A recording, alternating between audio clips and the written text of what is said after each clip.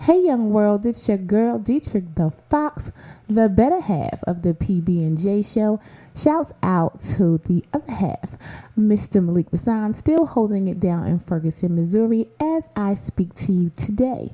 The purpose of today's series is to introduce you to some incredible women that I had the opportunity to meet and network with during Ferguson October. These women came together during the first Women's Caucus, coordinated by Hands Up United, formerly located at 9191 West Florissant in St. Louis. They have since had a second Women's Caucus and have continued to work together and move forward. And I thought it was important to introduce you to these women so that you can see what they're doing, hopefully be inspired, encouraged to do the same thing where you are. And let's rise up, people, because this is a movement. We are sparking a revolution. It's resist or die. We'll start this series off with Mama Tay.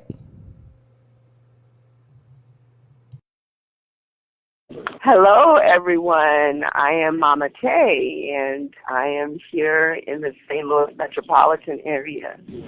And so when you first heard about the case, I'm trying to figure out how you got so actively involved.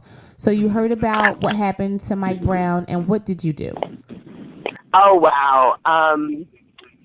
Let me give you a little bit of just backup for 1 minute. That Saturday, I was at a repast after the repast. Mm-hmm. So I had two family members, an uncle and then my uncle's first cousin, who passed away back to back, and our family was in mourning and at funerals.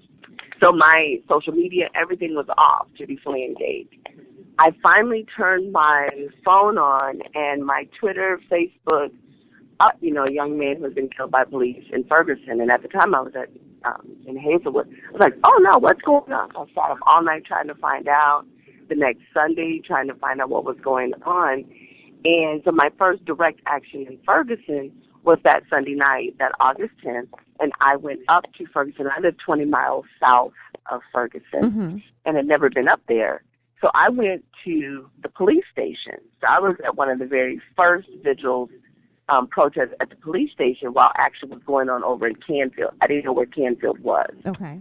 And being Mama, so as I was there, one of my first, and I had my children with me, my three youngest children. Okay. The first thing that I did, I saw all these children, and they were scheduled to start school the next day, and I wanted to pray with them, and I gathered them all in a circle.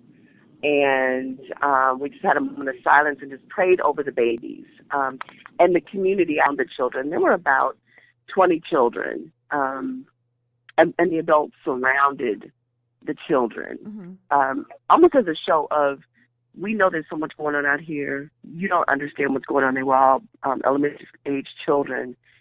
But we, the adults in your life, need to protect you. Right. Whatever is going on. Didn't know the details. Hadn't heard the officer's name, had never known Mike Brown. Again, as I said, had no idea where that part of St. Louis was. So that was my very first direct action, and everything else sprung from that. Okay, so fast forward to when I met you the first time, which was at the Women's Caucus at Hands Up United office, yes. Which was formerly located at 9191 West Florissant. And it was a wonderful opportunity for women from all over basically the world, because there were people from Palestine and everything there. There were women from Mexico there. It was a great opportunity for us to come together and connect. So I think the first meeting was really about us getting to know one another and connecting and seeing how we could utilize our resources to do something. We didn't know exactly what that something was in that moment. We just needed to come together for healing. So I think, I thought that's what the first one was. Yes, it was. It was. Ferguson October was really, I think where all of the activists began to see a bit of a trajectory shift, if you will, and a bit of a realization that all of us were impacted by that, and all of us had a role in there, whatever our role was.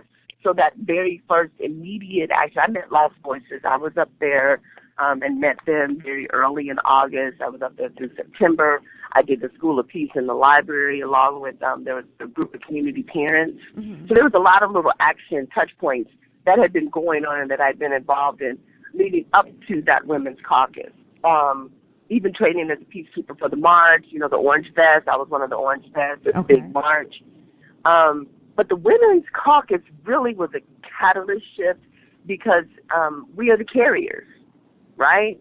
We're the ones who've given birth to, you know, the young men, the young women.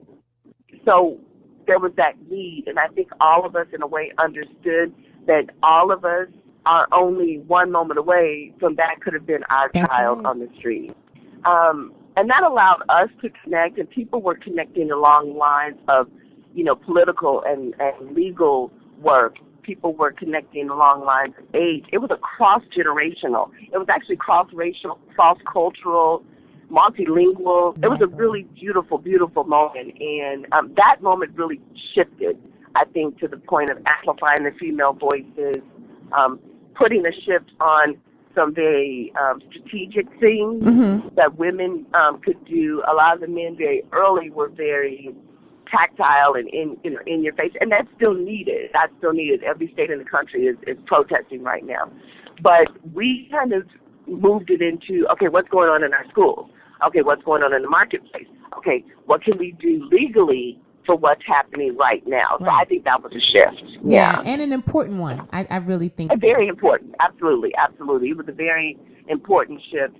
And it seemed to be an inclusive shift, and I mean by that, so there were academics in the room who, you know, if they're teaching and they're lecturing, they can't be out there protesting, right? They can't be out, you know, till 2 or 3 o'clock in the morning, live streaming and walking all over St. Louis like they did when they did SLU and Shaw after Von Derrick was killed. Right. But that's not their space. Right.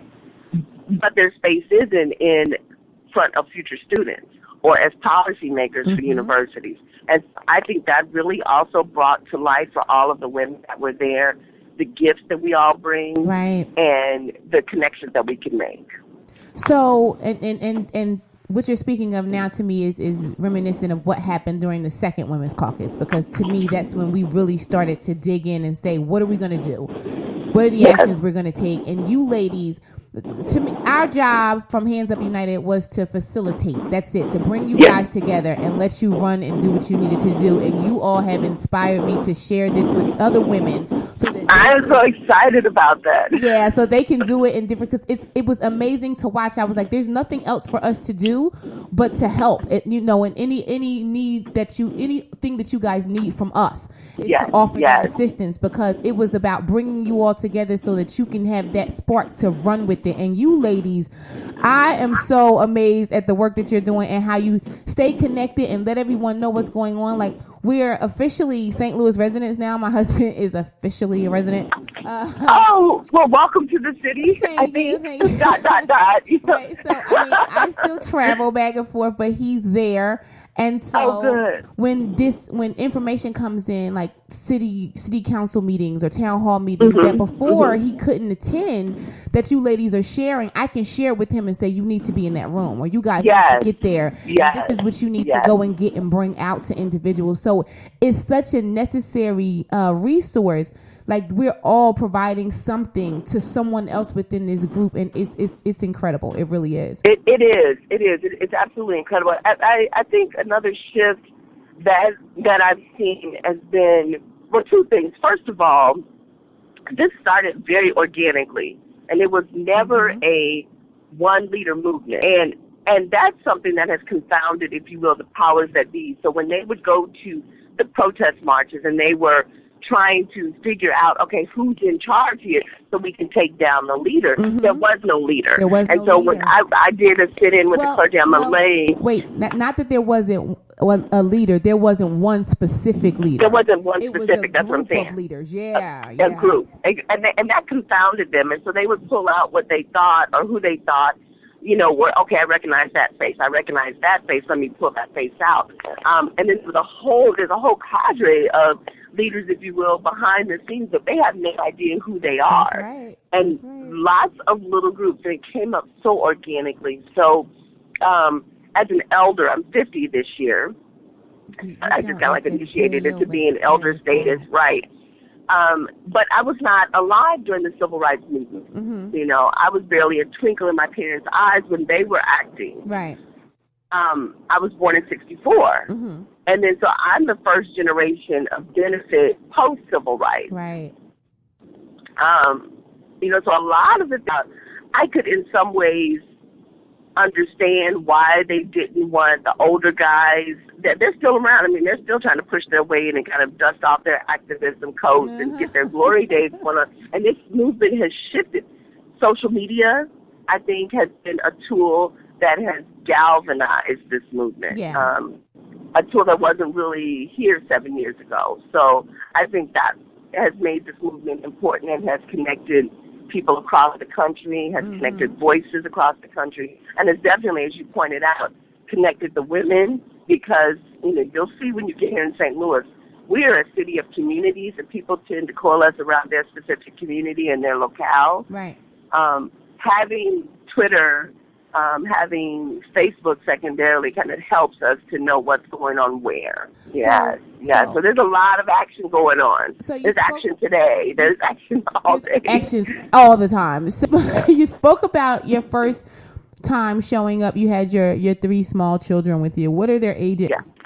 Well, the baby just turned 11 on December 1st.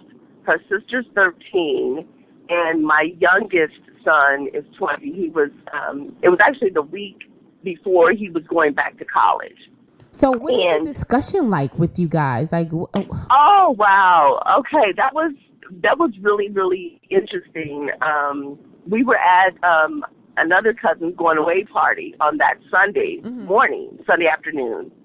And she was getting Twitter feeds, and she lives in Florissant. And I was like, well, let's go find a prayer vigil. I said, you know, we're believers, we can pray. I had no idea. And they were nervous, because once we got up there on New Florissant Road, and I'm driving into Ferguson, I was like, oh, this looks like Kirkwood. I saw old buildings and the brick and the quaint little downtown and the library and the train station.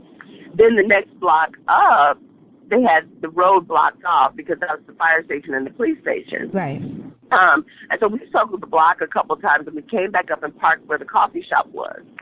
And, you know, my daughters had never seen police like that. And there was no tear gas, no riot gear. They were just regular, and only a handful. But it was just the fact that they had 2 cars blocking the road. And so we were reassuring her that, one, your mother would never let anything happen to you. But because we've spent a lifetime teaching them about their history and actions that their family members have taken, we also, her brother and I, talked to her from that space. And, you know, and I said, it's necessary. It's necessary for you to be a part of this. Children your age were a part of what happened in Birmingham, what happened in Montgomery, what happened in Atlanta, what happened in these smaller unsung places. Children were a part of it. So that's really a lot of conversations that I've had about them, and then asking them, well, what do you think? And then what could you do? So that's been the ongoing dialogue for these past 125 days. They've gone up to the community meal. They met Mama Cat. They were watching me help serve food, and, you know, they were talking to other little kids and talking to Mama Beverly. And it also helped them to see that we are all a community, even if we live in different parts of the city. Right. So we've had conversations like that. My older son got really quiet and reflective, and he was the one who took the pictures of me praying. So he was videotaping everything. That generation again with the videotape. The videotaping. Right. But I'm so glad that they did, because they captured images that will be film studies and communication studies and advertising studies, journalism studies for a long, long time. Because the news, there was one news crew there, and they left because the prayer vigil was too boring for them, and they wanted to go chase what bleeds and leads. But my son was very reflective. My other daughter's very shy, so they stood together, and then they joined in on the prayer circle. And then on the dialogue back, they were just talking about, you know, civil rights.